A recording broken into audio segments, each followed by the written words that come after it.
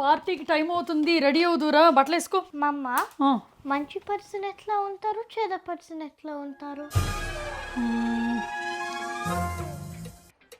Person ఒకళ్ళే, మంచి చెడు ఏమని పుట్టుకతో రాదు. నీకు ఒక పర్సన్ చేసిన పని నచ్చిందనుకో, నీకు అది హెల్ప్ అయిందనుకో, నీ దృష్టిలో ఆ పర్సన్ మంచి, వాళ్ళని నువ్వు మంచి పర్సన్ అని నలుగురికి చెప్తావు. నీకు ఒక పర్సన్ చేసిన పని నీకు నచ్చలేదనుకో, అది నీకు హెల్ప్ అవ్వలేదనుకో,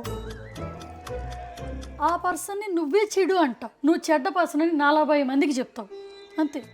అందుకే మంచోళ్ళు తక్కువ కనిపిస్తారు, చెడ్డోళ్ళు ఎక్కువ కనిపిస్తారు, అంతే.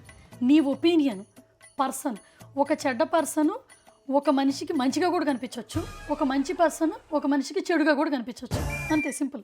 ఓ మమ్మ, నువ్వు చేసిన కూర నాకు నచ్చదు, నువ్వు కట్టిన పిలక కూడా నచ్చదు, సో నువ్వు చేసిన పని నాకు నచ్చలేదు, అంతే. నువ్వు చెడ్డ పర్సన్ కదా. మనిషి బ్రతుకింతే. కానీ గబుక్కరు కానీ సోదాకు, ఇలాంటి వాగుడు నా చిన్నప్పుడు కనుక నేను వాగుంటే మా అమ్మ మూతిపళ్ళు రాలగొట్టి చేతిలో పెట్టుండేది.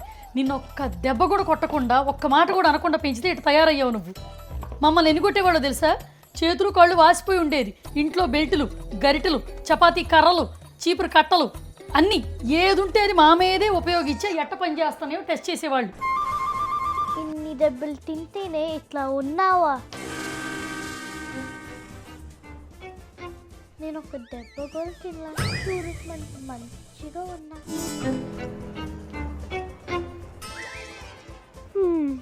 సో నా జనరేషన్ మంచి ఫెలోస్, నో దెబ్బలు.